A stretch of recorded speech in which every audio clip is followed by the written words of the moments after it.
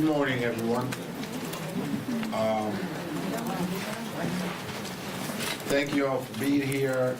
This is an important press conference. I want to thank Congresswoman Sylvia Garcia, tremendous leader in the Congressional Hispanic Caucus, for putting this together. As you know, the Congressional Hispanic Caucus, as well as other members of the House of Representatives, are deeply concerned about detention centers and how they are housing folks that may have a work permit, individuals that are getting swiftly picked up as they make an appointment with their ICE officers or the courts. So these are folks that are compliant with what they agreed to do. They want to stay on the straight and narrow. They want to make sure that they're within the parameters of the law. So they agree to periodically visit ICE officers or the courtroom. And what's happening is they're getting handcuffed and sent to a detention center and ripped away from their families. Both myself and Congresswoman Nydia Velazquez visited one of these detention centers, and we found that many of the people that were there that have been arrested and detained are parents and spouses to U.S. citizen children and U.S. citizen spouses. That in fact, many of them were complying with these appointments in a courtroom or in one of the ICE offices when they got stopped and detained. That even some of them have asked to be deported, but these privately run prisons are keeping them for an extended period of time. Some of them bounced around from detention center to detention center across the country while they asked to be deported back to their home nation. They're unable to do that. So this is a crisis. A crisis where we must determine whether these centers are motivated by the profit margins that they make, and whether due process is being dramatically and vulgarly violated. Where families, mixed status families of one spouse is undocumented with a citizen spouse and citizen children are being ripped apart, weakening our nation. So this is the state of affairs in America. As we speak to you right now, there is fear out there, and what will happen is that the word will get out, don't report, because if you try to comply with the rules and regulations, you will be penalized, you will be picked up and deported. And once that happens, it will come back with the excuse that these folks are violating the law. So it's a catch-22. On the one hand, comply, come to court, come and visit your ICE office. On the other hand, when you do, you come and get arrested, so you won't go, and then you're in violation of the law. It's entrampment, I think. And so we will fight back. We will continue to hold these centers accountable. It is our jurisdiction to have oversight over them, and we have a tremendous group of members of Congress. And by the way, the Louisiana system is particularly egregious. And there's litigation going on right now as we speak, challenging the humanity of it.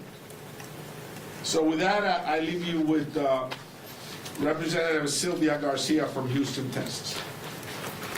Thank you, Mr. Chairman, and thank you all for joining us today. And thank you to all my colleagues for here standing strong to ensure that we as members of Congress continue and keep our oversight responsibilities and continue to visit these detention centers so that we can ensure that they're running properly, that they're not mistreating people, and that they're following the rules of the law. Journalists in this room know how important it is to shine a light where others would rather keep the truth hidden. That's your jobs. That's why I take my role in congressional oversight so seriously. During the district work period, CHC members and House Democrats didn't take a break. We went out into our communities and to detention facilities to see what's happening to people in ICE custody. This administration has shown an abject contempt for the Constitution. They've twisted the Department of Homeland Security into a secret police force to terrorize immigrants, and in many cases, U.S. citizens as well. They're wearing masks and ambushing people. Republicans told the American people that immigration enforcement would target dangerous individuals. They're rapists, they're murderers, they're drug dealers, they're cartel. They would go on and on about all of these heinous crimes. But that is not the case that we're finding. We just saw another story last week in Massachusetts. A high schooler on his way to sports practice was taken and vanished into an ICE facility. We don't, as of today, I still don't know where he is. If that's what made it to the front page, imagine what's happening that's not making the front page. That's not making the front page. That's why these oversight, investigations are so important. Last week I visited a Houston contract facility, one of the privately owned, as the chairman put it, and met with the operators and an ICE representative. We were able to tour the facility. We didn't get much pushback. They respected that I was there unannounced. And we toured it. We saw their medical facilities. We saw a pharmacy. We saw family visitations happening in real time. But the work is not over. This was one of more than 150 ICE facilities currently in use, and that number is going up by the day. There are nearly 50,000 people in detention, and Texas has more than 12,000 of them.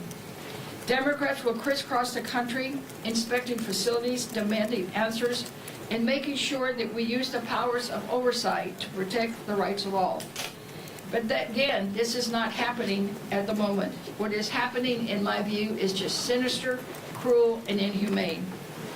Of the 800 detainees at the facility the day I was there, I asked the so-called warden about how many of them, and I looked at him, y'all, and just said, look, you're a Texan, I'm a Texan, we know what a felony is, we know what a heinous crime is.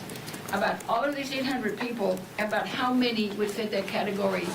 And at first he says, well, we don't keep track of that. I said, well, I'm sure you do. I said, just guess. I said, just tell me, what's your guess? You're the warden. He said, oh, I would say about 10. 10 out of 800 are the people that convict in the White House talked about during his campaign, that he would go after the heinous murderers and rapists and killers. But maybe 10, or in this facility of 800, because the people there are exactly the people that the chairman talked about. Their parents, their spouses, their workers. They're contributing to our country. This administration is rounding up far too many people who have come here legally, who have protections, and even some U.S. citizens, including citizen children. They're acting like the Constitution just doesn't apply to them. They're talking about taking away habeas corpus, and I can tell you as a former judge, I'm offended by what is coming out of the White House. And I can tell you what they're planning to do, they cannot do under the Constitution.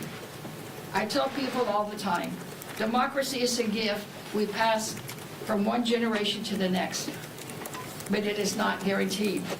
It is frail, and it will only survive if we fight for it. So this is not just about immigrants. This is about the rule of law. This is about our democracy.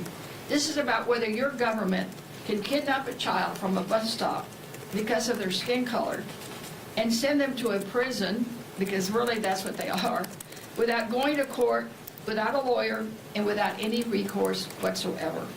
And to the press, I hope you all stay on this. Keep digging, keep reporting, because this caucus, these Democrats, these people behind me are here and committed to this fight.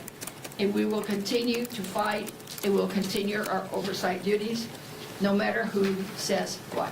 Thank you. I yield now to my colleague from New York, Nidia Velasquez. Good morning, everyone, and Chairman Espaillat and all my colleagues, thank you for being here. Thank you for visiting centers and putting a human face into this issue.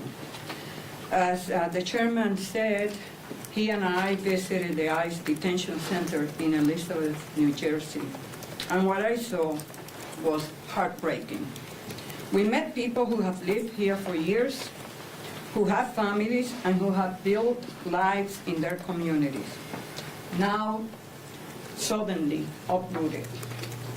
Some have been held for months with no end in sight, no clear timeline, no answers, and no way forward.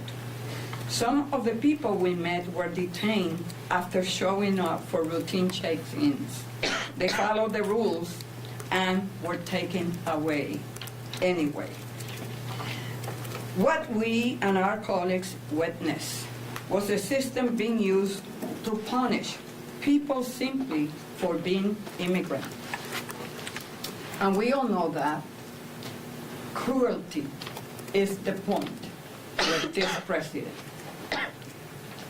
And we saw a private prison system profiting off that misery, making money hand over fist. We asked, and we were given information by the detainees, some of them who already asked to be deported. One, a Russian woman who asked to be deported a year ago. When I asked the warden why is she still here? Is she voluntarily want to be deported? No answer, not concrete information. Then I said, someone is making money out of the fact that she's staying here. So all these private contractors are profiting from the pain and suffering of people that comply with the law and the rules. That's what is happening. Now the next step is to check how much contributions are some people getting out of these contractors. Mm-hmm. The people we met were not violent felons. Just more evidence that Trump was lying when he said he was only going after criminals. He's going after immigrants, full stop. Mothers, union workers, green card holders, people who have lived here for decades, people with legal protections who are still being disappeared by this administration. This is what happens when a president decides the rules do not apply to him. When due process is treated as a nuisance, when people are treated like they are disposable. We have seen people deported to countries where their lives are in danger. Legal protections ignored, court orders defied, and billions in taxpayers' dollars funneled to private detention centers with no real oversight. And we are here to say, hell, yes, we will be conducting oversight because that is our constitutional responsibility. Hear me loud and clear. Thank you. And next, we'll have Pramila Yelapao. Thank you so much, Representative Velasquez. Thank you, Chairman Espaillat, for your leadership of the Hispanic Caucus. Also to my colleague Sylvia Garcia for putting this together. We miss her on the Judiciary Committee where she served so capably on the Immigration Subcommittee. Thank you also to Lou Correa, who also is on the Immigration Subcommittee. As ranking member of the Immigration Subcommittee, I want to thank all my colleagues who exercised our constitutional authority and responsibility to conduct unannounced visits to ICE detention centers over this last in-district work period. As the Trump administration ramps up its mass deportation plans, sending masked men to snatch, kidnap, and disappear immigrants of all legal statuses across the country, it is critically important that we members of Congress continue to investigate what are supposed to be civil detention centers, but instead operate as private for-profit prisons with substandard medical care, and they make billions of dollars, as Congresswoman Velasquez said, in contracts from this administration, detaining people of all legal statuses, including legal permanent residents, spouses of U.S. citizens, and people who have been living in this country for more than a decade. Today in America, we spend $3.4 billion in U.S. taxpayer money on immigration, quote, detention centers that are nothing more than prisons. And they make, as I said, enormous profits, all paid for by taxpayers. Just contrast that with only $840 million that we spend on the immigration judicial system, the ability to actually process people and have people get what they need in the courts. We are making it profitable to detain immigrants, most of whom are simply waiting for a bond hearing. That's why they're in there, not because they've been convicted of any crime, not because there's anything other than just waiting for a bond hearing. And so it's profitable to detain people even when it's illegal, it's unconstitutional, there's no charge. These detention centers make money over and over again. We in Congress intend to hold this administration and these for-profit prison companies accountable, and we will not be detained, deterred, or silenced in our responsibility and our authority to do so. As a longtime immigrant rights leader, even before I came to Congress, the organization that I ran did the first ever human rights abuses report on the GEO-run Northwest Detention Center in Tacoma. And last week, with my colleagues, Representatives Randall and Representative Dexter, we paid an unannounced visit there. Despite being delayed for an hour in entering the facility, which was completely needless, and we later heard an apology, and being denied the ability to speak to all the detainees that were there, we were able to speak to two people who I showed up with privacy waivers for them. The first woman has been in the country for 20 years. She was swept up in a raid at the workplace, and she was detained less than a week before she was going to get married to a U.S. citizen. The other person was a man who has been in this country for 31 years as a legal permanent resident. He's a proud member of the Machinists Union, and he's the primary provider for his U.S. citizen wife and his U.S. citizen children. These are not the so-called worst of the worst that Trump kept saying he was going to go after. These are simply people who love this country, who have been in this country for decades, who are married to U.S. citizens and have U.S. citizen children, and do not understand why the country they love would be doing this to them. I think we all believe that if Americans knew who was being imprisoned in these for-profit prisons, they would be offended that their taxpayer dollars are being spent on this. And they would understand that if this administration can do this to people who have done no wrong, who are here with legal status, avoid due process, completely undermine all the protections that are built into our Constitution, they can do that to anyone.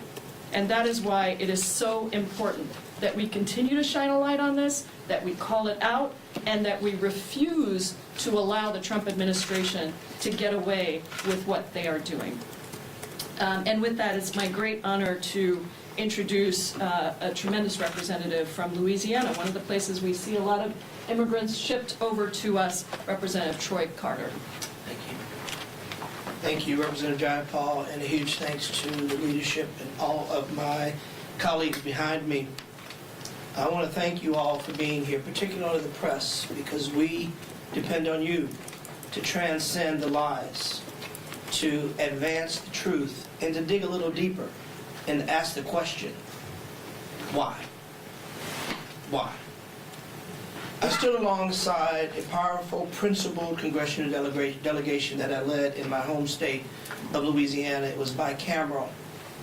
It was Senator Markey, Congresswoman Presley, Congresswoman McGovern, and Congressman Thompson. As we visited ICE detention centers in Gina and Brazil in Louisiana, what we saw was disturbing. What we heard was unacceptable. We met with several individuals that were being detained, We met with Wendy Brio, a New Orleans area mother of 3 from my district, detained after ICE asked her to come in for her routine checkup. Ms. Brito is a volunteer in her children's classroom. She's been in the United States for 17 years. She's married to an American citizen. All of her children were born in the state of Louisiana.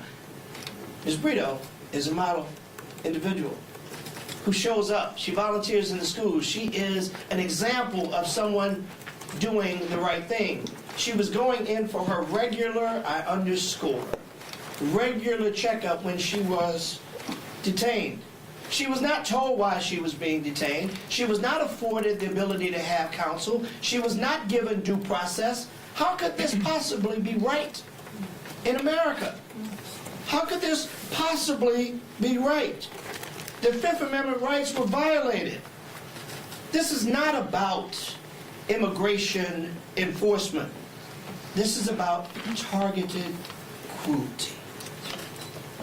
This is about the Trump administration using government and its power to silence dissent, intimidate communities, and chip away at the very foundation of our Constitution.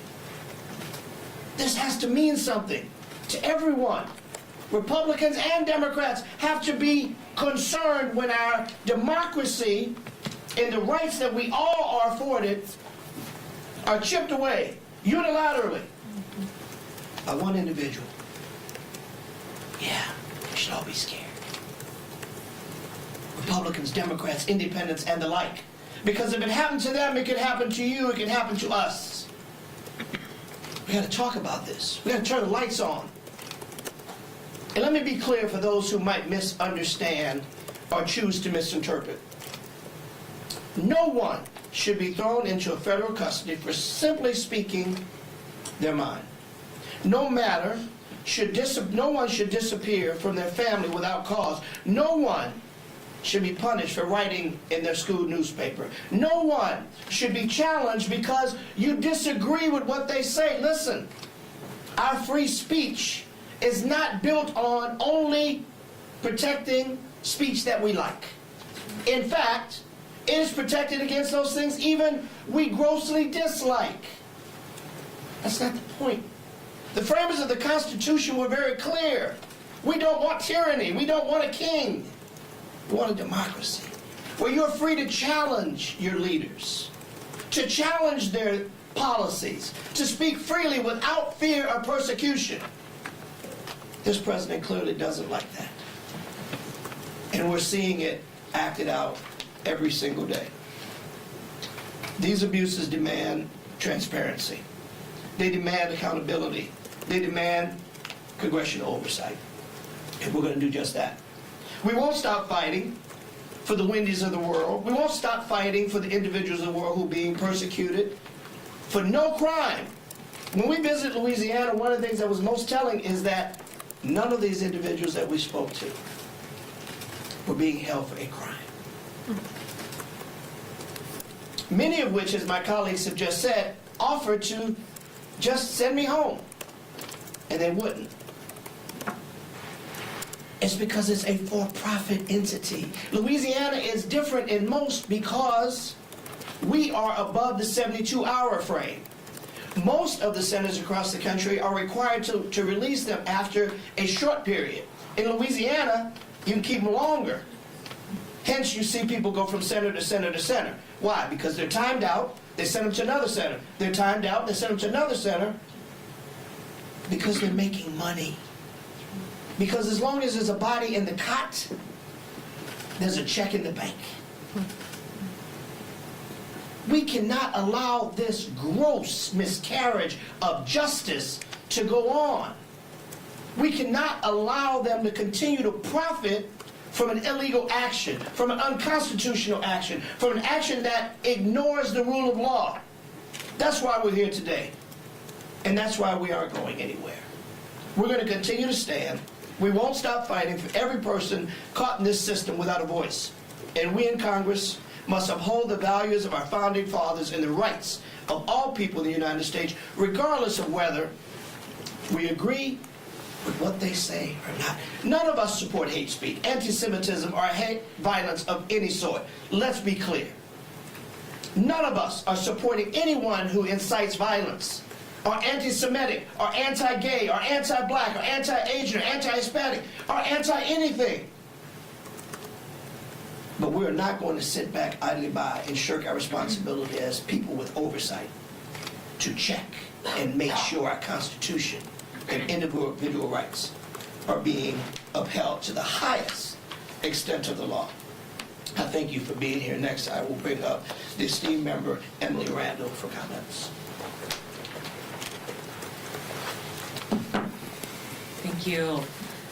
It was my second visit to Northwest Detention Center in my district this last week with Congresswoman Jayapal and Congresswoman Dexter, and I was so grateful that they made the time to come so that we could present a united front and show members of our community and our neighbors within the walls of the Northwest Detention Center that we were watching, that we were there for them, that we were listening, and that we wanted to fight for a better immigration system for all of us. You heard two of the stories of the individuals we spoke with, and just the day before we visited another legal permanent resident, a green card holder, Auntie Lynn, an SCIU worker from University of Washington, was released after being held for 3 months. For 3 months in the Northwest Detention Center as a legal permanent resident. And that her release gave hope to one of the detainees that we spoke with, who's also a legal permanent resident, who was getting support from an organization that had helped Auntie Lynn. But 3 months to hold someone who has proven that they belong in this country, who has shown up to renew their green card, their legal permanent resident status, multiple times over the course of their life without incident, to be snatched off the street in front of your house on the way to work or from the airport and be held is unconscionable and unconstitutional. My neighbors in Tacoma and around the district have long protested outside the fence line of the Northwest Detention Center, and we have incredible organizations like One America who accompanied us, and La Resistencia, an organization that works with families of those detained. And my community has been crying for change.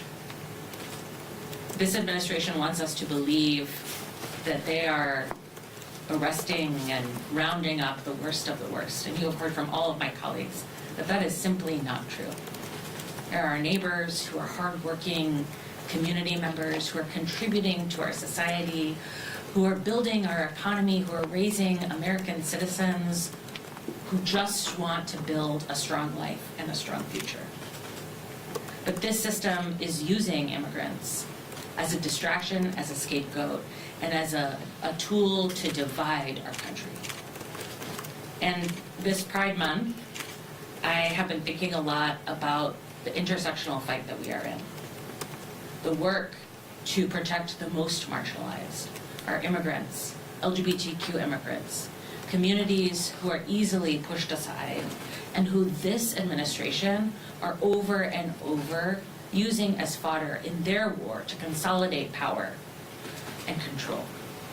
And we will not stand for it. That's why we stand before you today, and why we'll continue to show up at detention centers and at protests and pride parades and every opportunity we have in district and around the country to stand with our immigrant neighbors and to fight for a better system, a system that invests money not in locking people up, but in processing, in ensuring that we have an immigration system that is humane and effective and doesn't create these long delays and allows us to build the America in whose promise we believe.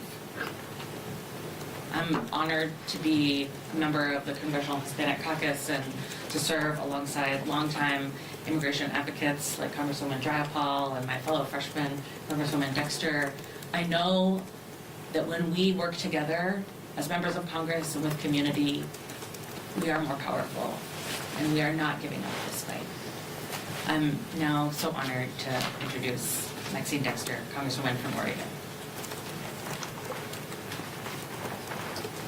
Good afternoon, and I want to reiterate what my colleagues said. My thanks for you all being here today.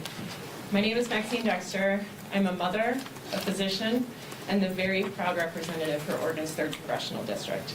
And last week, as you've heard, I conducted my duty to perform oversight with my colleagues, Congresswoman Jayapal and Congresswoman Randall. We were unannounced. We arrived at the Northwest Detention Center in Tacoma, Washington. What I have to continue to underline is this is a for-profit institution that benefits from the unconstitutional imprisonment of people throughout our districts. This facility serves all of the Pacific Northwest. And Donald Trump, as you've heard, is claiming that he is targeting violent criminals, the worst of the worst. But what we saw, is very different. He's going after union members, lawful permanent residents, people who have lived in this country for decades, people who pay taxes, raise families, and contribute to our communities in the ways that you've heard. They're very meaningful. And their children have had their parents ripped away from them, or they themselves have been ripped away from their families. These are breaking up families. They are citizens. We are undermining trust. We are decreasing the likelihood that people believe in the promise of America when we do this. He's detaining our neighbors, our coworkers, and our loved ones. And again, he's doing it without ensuring due process, without meaningful oversight, and with blatant disregard for human dignity. At the Northwest Detention Center, we met Maximo, a lawful permanent resident, a proud member of the Machinists Union, and a father, as you've heard, of 3 U.S. citizens. He came to the United States at age 12. He is married to a United States citizen, and his family said he has no history of violent crime.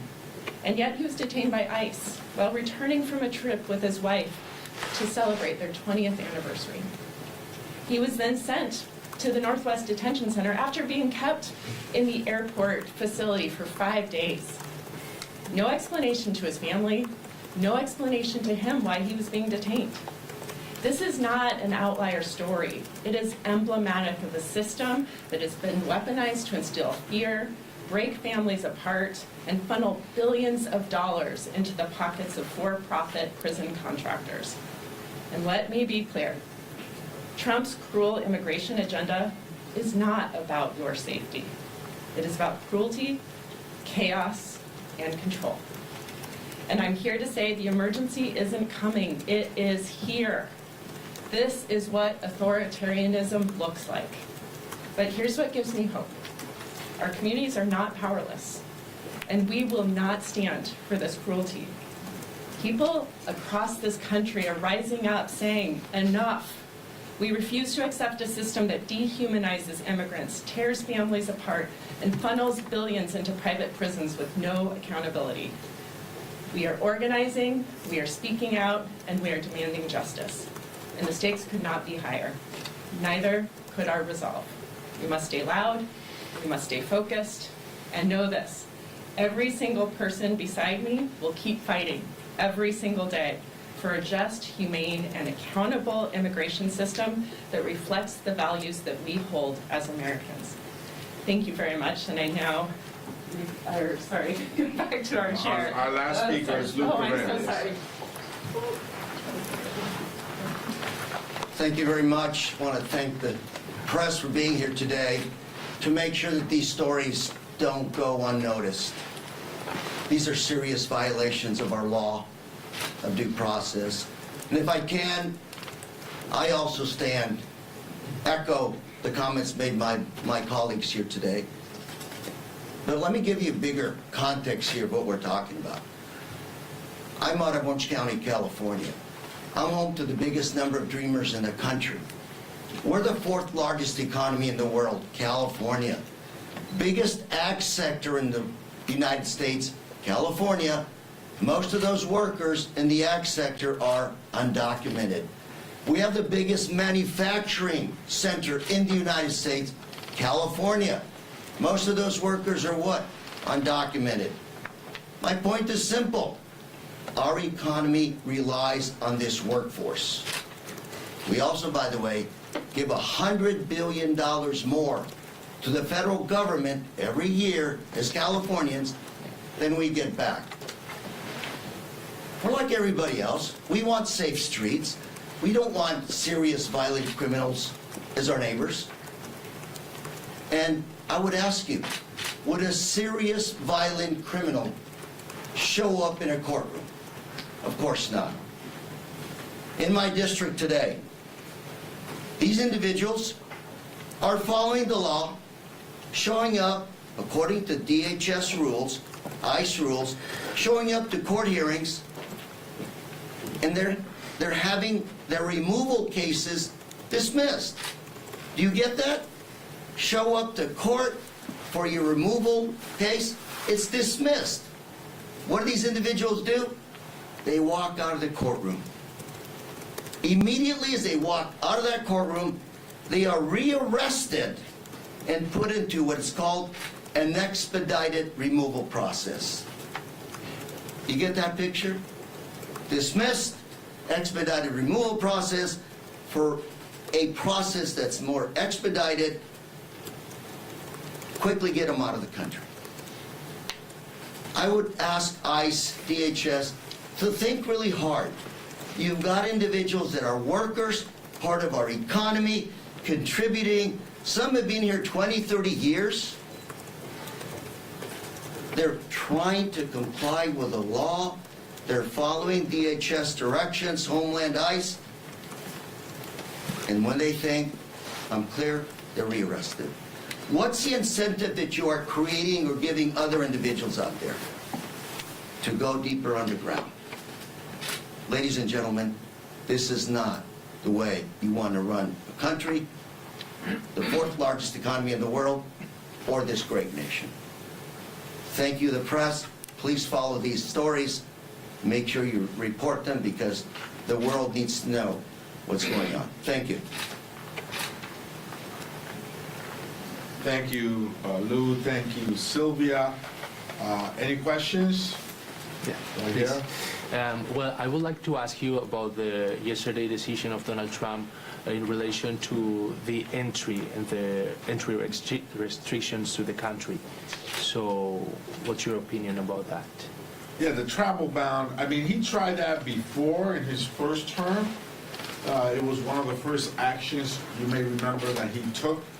And we stood up against it, and we're going to stand up against it again. You know, many would like us to be silent. Many would like us to hide under a rock. We will not.